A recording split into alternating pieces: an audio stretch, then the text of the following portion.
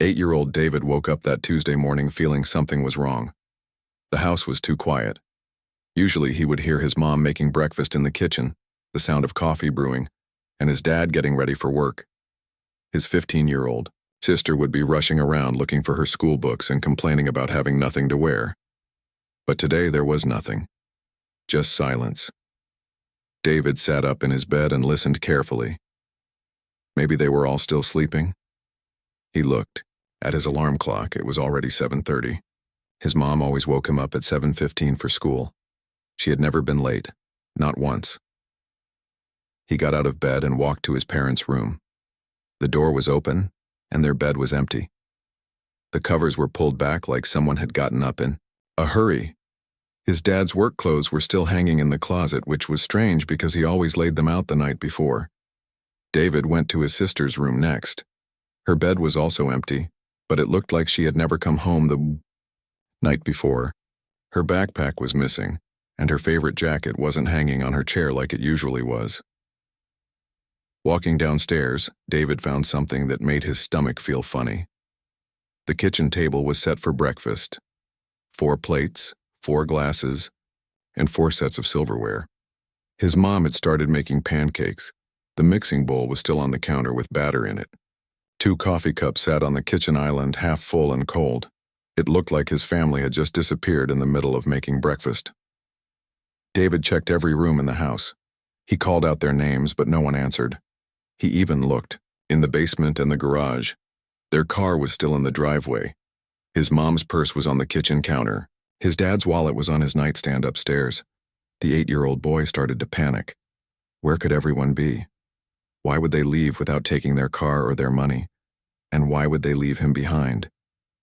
He tried calling his mom's cell phone, but it went straight to voicemail. He tried his dad's phone too. Same thing. His sister didn't even have a cell phone yet. David sat on the front porch, hoping to see his family's car coming down the street. Maybe they had gone to the store. Maybe there was an emergency and they had to leave quickly. But as the hours passed, no one came home. Around noon, Mrs. Peterson from next door noticed David sitting alone on the porch. She had seen him there since early morning and was starting to worry. "David, honey, where are your parents?" she asked, walking over to their fence. "I don't know," David said, his voice shaky. "They're gone. Everyone's gone." Mrs. Peterson's face went pale. She had known the family for 3 years. Ever since they moved into the neighborhood, they were quiet, friendly people who kept to themselves but were always polite. The parents seemed to love David and his sister very much. "What do you mean, gone?" she asked. David explained everything he had found that morning. Mrs. Peterson became more concerned with each detail. She asked David if she could come inside and look around. Walking through the house, Mrs. Peterson felt a chill run down her spine. Everything David had told her was true. It looked like the family had vanished in the middle of their morning routine. She noticed that the TV was still on in the living room, tuned to the morning news. A load of laundry was half finished in the washing machine. But what really bothered her was how neat everything was. If there had been some kind of emergency, wouldn't things be messy? Wouldn't doors be left open or items scattered around? Instead, everything looked almost too perfect, like someone had carefully cleaned up. Mrs. Peterson called the police immediately. Officer Rodriguez arrived within 20 minutes. He was a veteran cop who had seen many strange cases, but this one felt different from the moment he walked into the house. There were no signs of a struggle. Nothing valuable was missing. The family's car, money, and personal items were all still there. He questioned David gently, asking about the night before. David remembered having dinner with his family. They had watched a movie together afterward. Everyone seemed normal and happy. His parents had tucked him into bed at his usual bedtime, just like always. "Did your parents ever talk about going on a trip?" Officer Rodriguez asked. David shook his head. "Mom was planning my birthday party for next week. She already bought decorations and everything. They're still in her closet." This detail made Officer Rodriguez even more puzzled. Parents planning a child's birthday party, don't usually abandon their family without warning. More officers arrived to search the house and neighborhood. They dusted for fingerprints and looked for any clues that might explain what happened. They found the family's fingerprints everywhere, which was normal. But they also found something odd. In the parents' bedroom, there were small pieces of paper in the trash that looked like they had been torn up quickly. When pieced together, they formed a phone number, but when police called it, the number was disconnected. Detectives interviewed all the neighbors. Everyone said the same thing. The family seemed normal and happy. They had never seen any arguments or problems. The parents were devoted to their children and never left them alone, not even for short trips to the store. The family's work and school contacts were checked. David's parents hadn't shown up for work that day, and they hadn't called in sick. His sister hadn't come to school either. None of them had told anyone they were planning to be away. As the day turned into evening, David found himself in a police station, sitting in a small room with a kind social worker named Ms. Thompson. She explained that they were trying very hard to find his family, but until they did, he would need somewhere safe to stay. "We've contacted your grandmother," she said. "She's driving here from the next state. She should arrive tomorrow morning." David had only met his grandmother a few times. His parents said she lived far away and couldn't visit often, but now she would be taking care of him until his family came home. That night, David stayed with a foster family who specialized in emergency placements. He lay in a strange bed, staring at the ceiling, wondering where his family could be. He kept thinking he heard his mom calling his name or his sister laughing in the next room. But it was just his imagination. The story made the local news the next day. Family of 3 vanishes, leaves 8-year-old behind. People in the community were shocked and concerned. Tips and possible sightings started coming into the police, but none of them led anywhere. David's grandmother arrived the next morning. She was a small, elderly woman with kind eyes but a worried expression. She hugged David tightly and promised him that everything would be okay. But David could see in her eyes that she was just as confused and scared as he was. The investigation continued for weeks. Police checked hospitals, morgues, and missing persons databases across several states. They looked into the family's financial records, their phone calls, and their internet history. Everything appeared completely normal. It was as if David's family had simply walked out of their house one morning and disappeared from the face of the earth. The only thing left behind was one very confused and frightened little boy who would spend the next 20 years searching for answers to a mystery that seemed impossible to solve. David's grandmother lived in a small town 3 hours away from where he grew up. Her house was old but cozy, filled with the smell of homemade cookies and old books. She tried her best to make David feel at home, but everything felt different and strange. The hardest part was starting at a new school where he didn't know anyone. The other kids had heard about him on the news. Some of them stared at him in the hallways, whispering to their friends. Others asked him directly what happened to his family. David never knew how to answer because he didn't know himself. His grandmother, who he called Nana, was patient and loving. She let him talk about his family whenever he wanted to. She also let him keep hoping they would come back. Every day after school, David would check the mailbox, hoping for a letter from his parents. Every time the phone rang, he would run to answer it, thinking it might be them. Nana had been David's father's mother.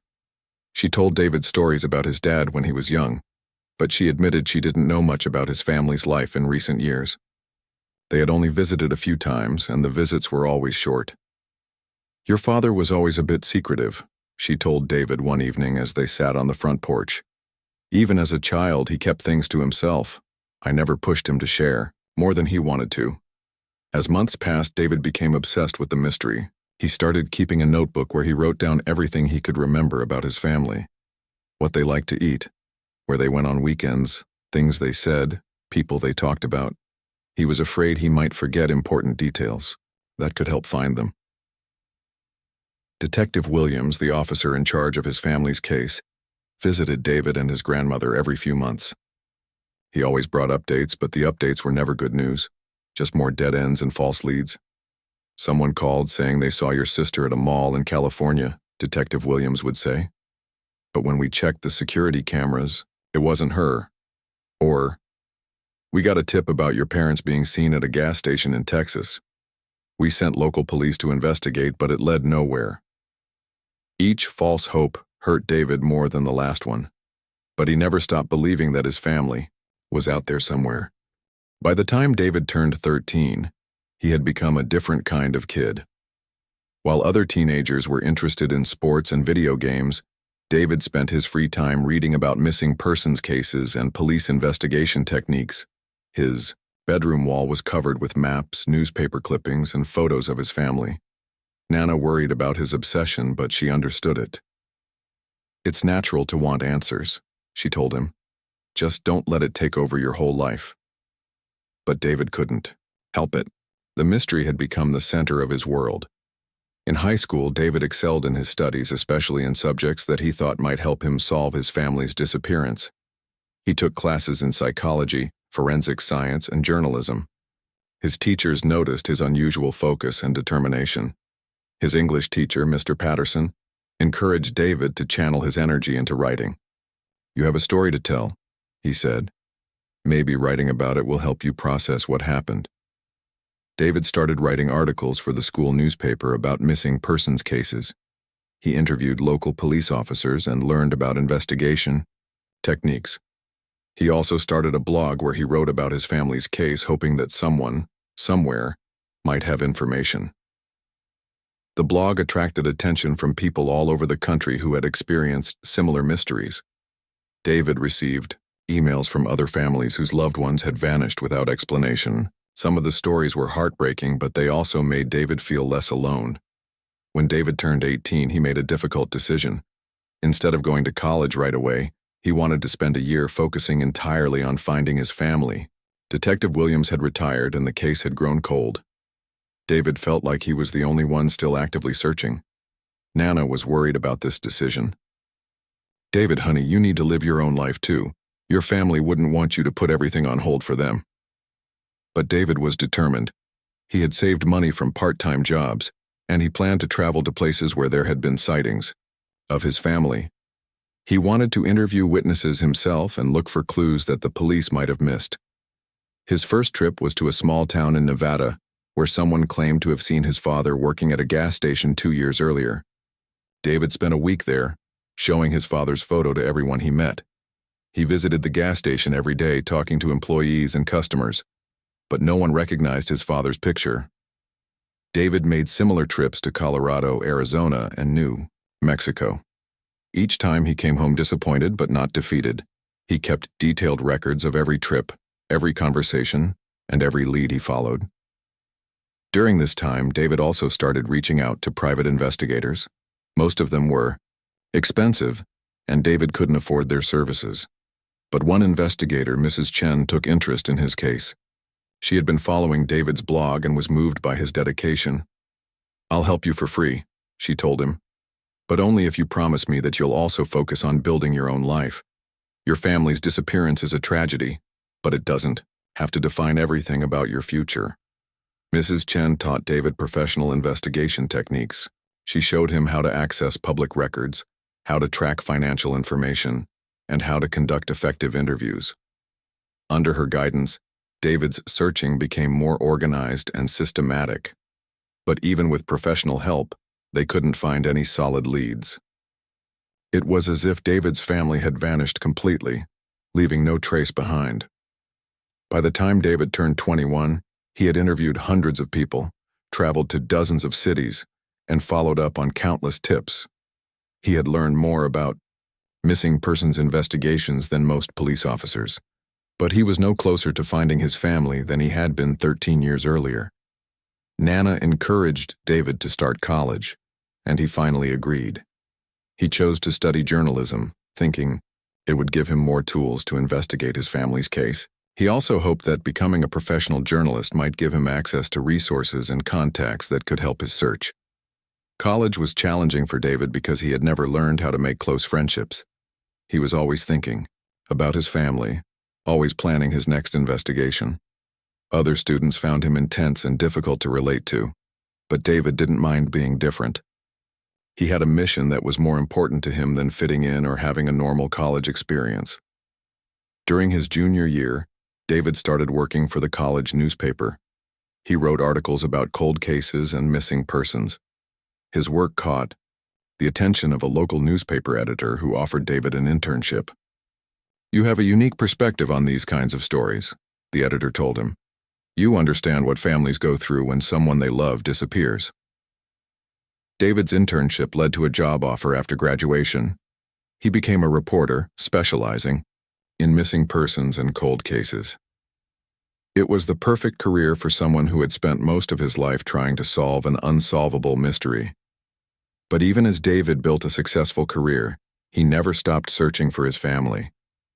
His apartment was filled with the same maps, photos, and investigation materials that had covered his bedroom wall as a teenager. 20 years had passed since that terrible morning when David woke up to find his family gone. He was now 28 years old, a grown man with a career and his own life. But inside, he still felt like that confused and frightened 8-year-old boy who just wanted his family to come home. David had become one of the best investigative reporters in the city, but his colleagues knew he was different from other journalists. While they moved from story to story, David always kept coming back to missing persons cases. His desk was covered with photos of missing people, and he maintained contact with dozens of families who were searching for their loved ones. His editor, Janet, understood why these cases meant so much to David, but she worried about him. "You're brilliant at this work," she told him during one of their monthly meetings. "But I wonder if you're taking care of yourself. When's the last time you took a real vacation?" David couldn't remember. For the past 10 years, every vacation day he took was spent following leads about his family. He had traveled to 43 states, interviewed over 1,000 people, and spent nearly $30,000 of his own money searching for answers. His apartment looked like a detective's office. The walls were covered with maps showing every place his family had allegedly been sighted. Red pins marked locations where the tips had seemed promising. Blue pins marked places where he had traveled personally to investigate. There were far more blue pins than red ones. David had also embraced technology in ways that the original police investigation couldn't. He used social media to share his family's photos regularly. He had created websites dedicated to their case. He paid for sponsored posts on platforms where millions of people might see his family's faces. He had learned to use database searches that could cross-reference financial records, employment histories, and address changes. He subscribed to services that tracked people's movements across state lines.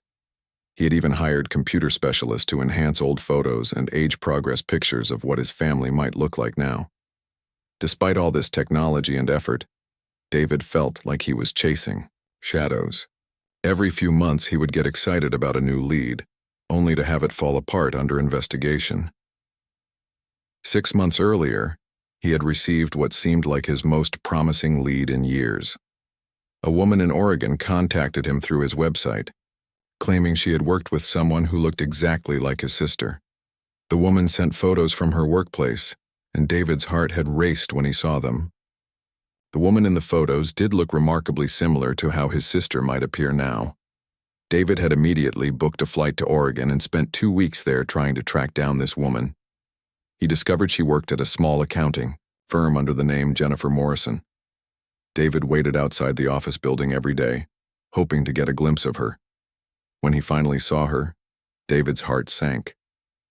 Up close, it was obvious this woman wasn't his sister. She was the right age and had similar hair, but her face was completely different. David had spent $2,000 in 2 weeks chasing another false lead. These disappointments were becoming harder to handle as David got older. When he was a teenager, he could bounce back quickly from setbacks. Now, each false lead felt like a deeper blow. His grandmother, Nana, was now in her 80s and had been encouraging David to consider the possibility that he might never find his family. "Honey, I'm not saying you should give up," she told him during one of their weekly phone calls. "But maybe it's time to think about building your own family. You're 28 years old. Don't you want to get married someday? Have children?" David had dated a few women over the years, but he could never fully commit to anyone.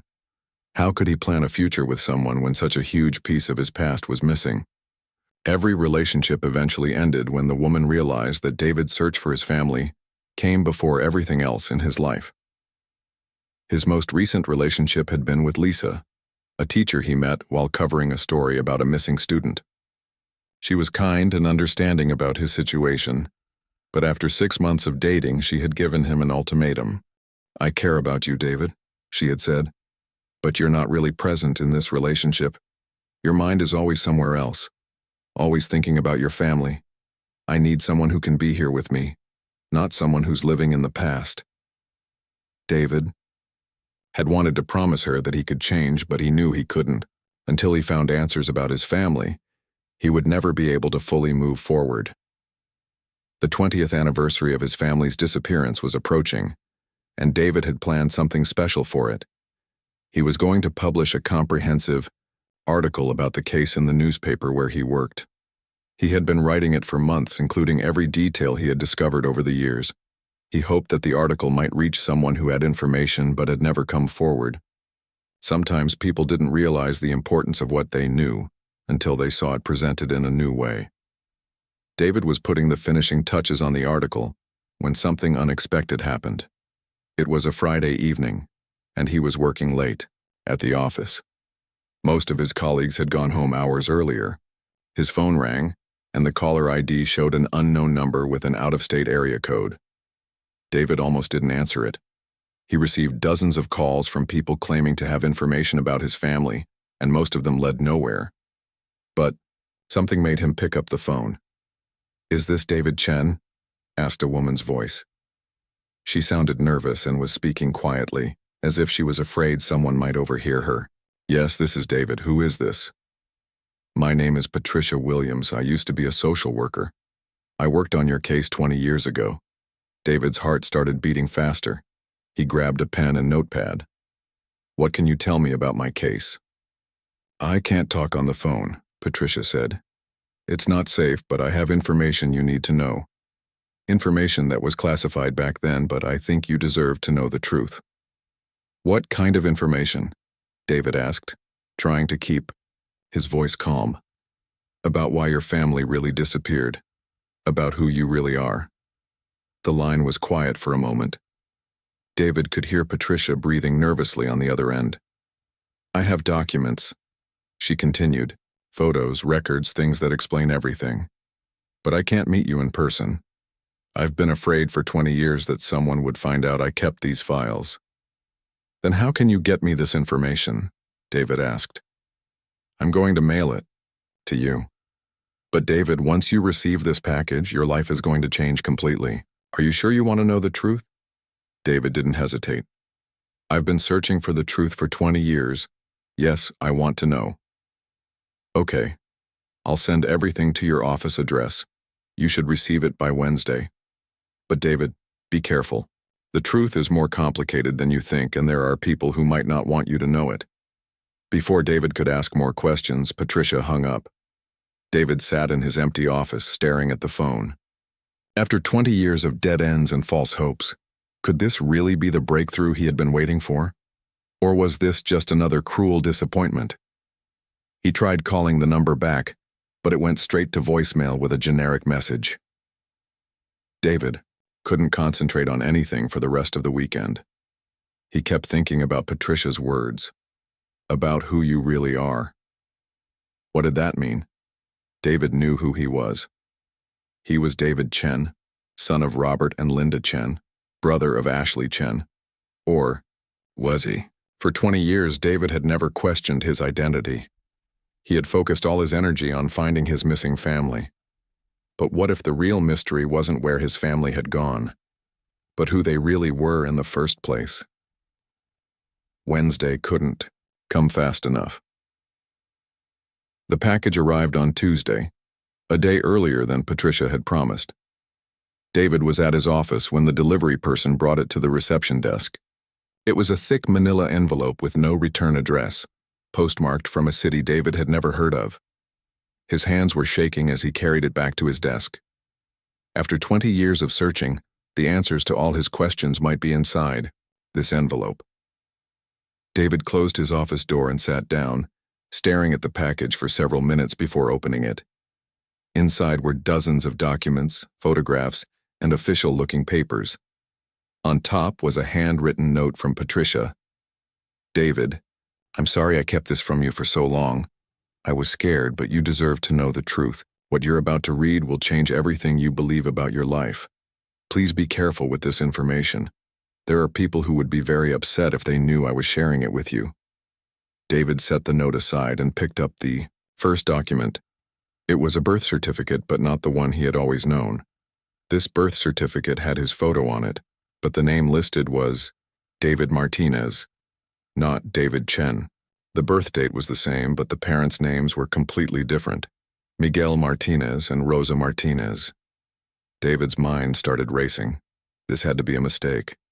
But as he looked through more documents, he found a social security card, medical records, and school enrollment forms, all with the name David Martinez. The next document made David's heart stop. It was titled Witness Protection Program, Case File Number 4471. David's hands trembled as he read. David had to read the document 3 times before it started to make sense. According to these papers, his real parents were Miguel and Rosa Martinez, and they had been killed when he was 5 years old. The people he thought were his family, Robert, Linda, and Ashley Chen, were actually federal agents assigned to protect him. There were more documents explaining the details. Miguel Martinez had been an accountant who discovered that his employer was laundering money for a criminal organization. When Miguel tried to report it to the FBI, he became a target. The criminal organization had killed Miguel and Rosa Martinez in their home, but 5-year-old David had been staying with his grandmother that night and survived. The FBI had placed David in witness protection immediately. They couldn't put him with his real grandmother because the criminals would look for him there. Instead, they created a completely new identity for him and placed him with a family of undercover agents who specialized in protecting witnesses. Robert and Linda Chen weren't really married, and Ashley wasn't really their daughter. They were 3 federal agents who had been trained to act like a family. Their job was to keep David safe while he grew up, giving him as normal a life as possible while protecting his real identity. David found photographs that showed him as a very young child with Miguel and Rosa Martinez. He didn't remember them at all, but the photos were definitely of him. There were also surveillance photos showing the Chen family during their 3 years of protecting David. In these photos, they looked exactly like the loving family David remembered. But now he knew it had all been an act. The most shocking document was dated just 1 day before his family disappeared. It was an emergency evacuation order. Handler family compromised. Subjects Robert Chen, Linda Chen, and Ashley. Chen to be relocated immediately. Protected witness David Martinez to remain in place with backup protection. According to the file, someone had discovered the location of David's protection family. The criminal organization his real father had testified against was still looking for David, even after 15 years. When the FBI learned that their location had been compromised, they had to move the Chen family immediately to keep them safe. But the evacuation order specifically stated that David should be left behind. The FBI believed it would be safer for him if the Chen family disappeared without him. If the criminals thought David had been abandoned, they might assume he wasn't important and stop looking for him. David found a letter written by Linda Chen, the woman he had thought of as his mother. "I don't care what the protocol says. David is not just an assignment to us anymore. He's our son. We've raised him for 3 years. We love him. How can we just abandon him? He'll think we left him on purpose. He'll never understand why we disappeared." There was a response from a federal supervisor. "Agent Chen, your emotional attachment to the subject is exactly why you need to be relocated without him. David's safety depends on the criminals believing he's been abandoned. If you take him with you, they'll know he's still under federal protection. This is the only way to keep him safe." The file contained reports from the years following David's family's disappearance. The FBI had kept track of him from a distance, making sure he was safe with his grandmother. They knew about his obsession with finding his family, but they couldn't contact him without putting him in danger. There were also updates about the criminal organization. Several members had been arrested over the years, but the leadership was still active. The FBI believed David could still be in danger if the wrong people discovered his real identity. The most recent document in the file was dated just 6 months earlier. It was a memo stating that the last known members of the criminal organization had either died or been imprisoned. After 20 years, David was finally safe. But there was one more document that made David's hands shake. It was a current address listing for Robert, Linda, and Ashley Chen. They were living under different names in Oregon, the same state where David had recently chased a false lead about his sister. According to the file, they had been living there for the past 15 years, believing that David had been safely relocated somewhere else with a new identity. They had no idea that he had spent 20 years searching for them, thinking they had abandoned him. The final document was another note from Patricia. David, the people you knew as your family never stopped loving you. They fought the FBI's decision to leave you behind, but they were overruled. They've spent 20 years believing you were safe somewhere with a new family, just like they had new identities. They don't know you've been looking for them. The FBI told them it was too dangerous to ever contact you. I kept these files because I thought someday you might deserve to know the truth. I'm retiring next month and I couldn't take this secret with me. Your protection family sacrificed everything to keep you safe. They gave up their real lives, their real identities, and ultimately had to give up you too. The address I've included is current as of last month, but please be careful. Even though the immediate danger is over, revealing the truth could still put people at risk. David sat in his office for hours, reading through the documents again and again. Everything he had believed about his life was wrong. The people he remembered as his loving family really had loved him, but they weren't his real family at all. They were federal agents who had been assigned to protect him, and they had done their job so well that he had never suspected the truth. His real parents, Miguel and Rosa Martinez, had been killed trying to do the right thing. David had no memory of them, but they had died protecting him from criminals who wanted to hurt a 5-year-old child. And the people he had spent 20 years searching for were living just a few hours away in Oregon, probably wondering every day what had happened to the little boy they had been forced to leave behind. David picked up his phone and started to dial Detective Williams' old number, then stopped. Patricia had warned him to be careful. Even if the immediate danger was over, revealing this information might put his protection family at risk. But David couldn't wait any longer. After 20 years of searching, he finally knew the truth. And he knew where to find the people who had loved him enough to give up everything to keep him safe. David couldn't sleep for 3 days after reading the documents. He kept staring at the address in Oregon, wondering what he should do. Should he just drive there and knock on their door? Should he call first? How do you contact people who think you're living safely somewhere with a different identity? He decided to reach out to Patricia first. David managed to track down her phone number through his investigative contacts and called her. I read everything, he told her when she answered. I need to know how to contact them safely. Patricia was quiet for a long moment. David, I need to tell you something else. I've been in contact with a retired FBI agent who worked on your case. His name is Agent Morrison, and he's been following your search efforts for years. He wants to help you reconnect with your protection family, but he needs to do it carefully. Within a week, Agent Morrison contacted David. He was a kind man in his 60s who had supervised David's case for several years.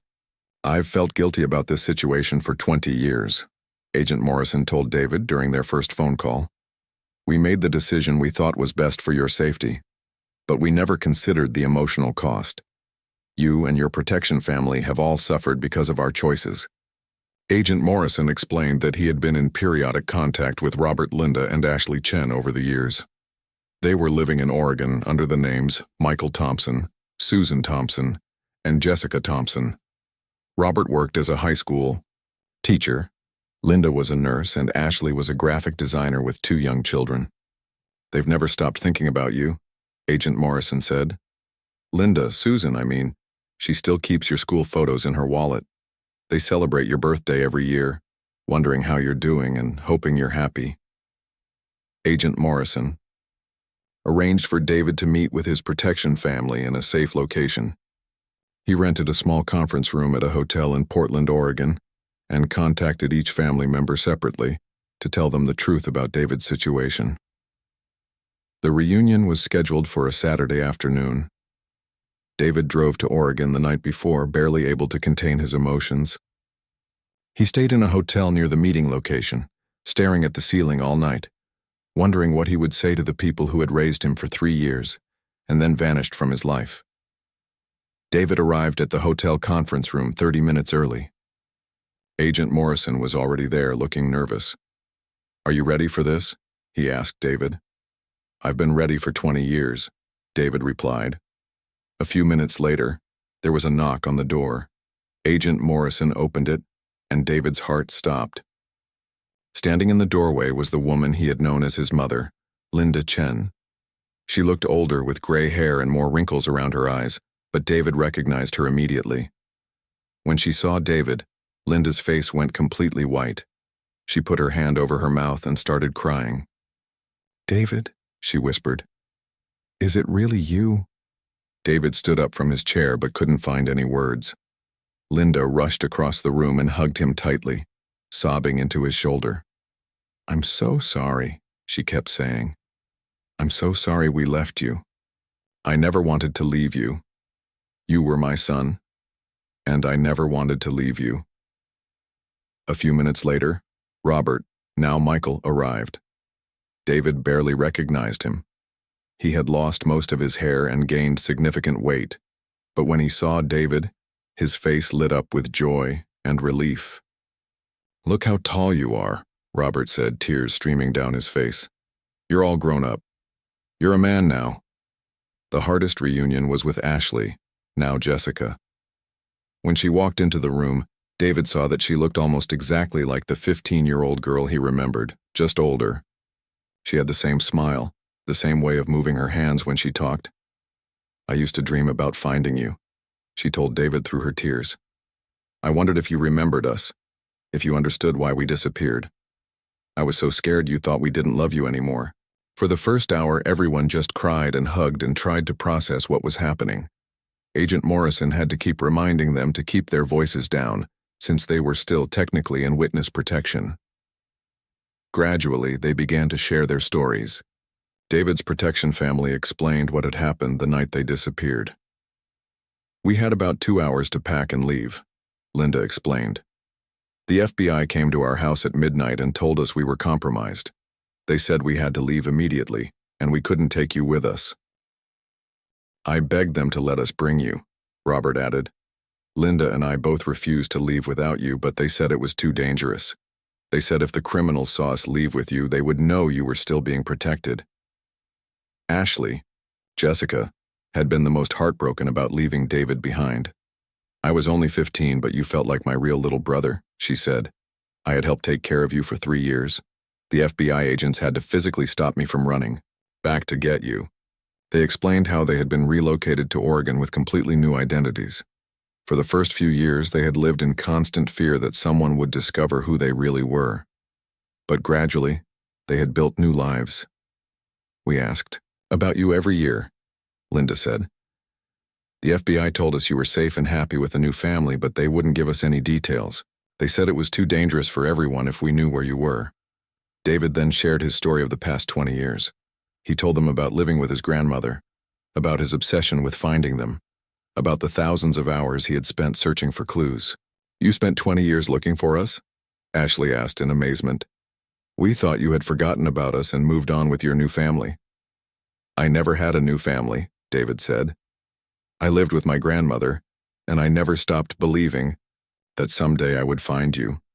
The reunion was emotional and healing, but it was also complicated. David's protection family had to explain that they couldn't return to their old identities or their old lives.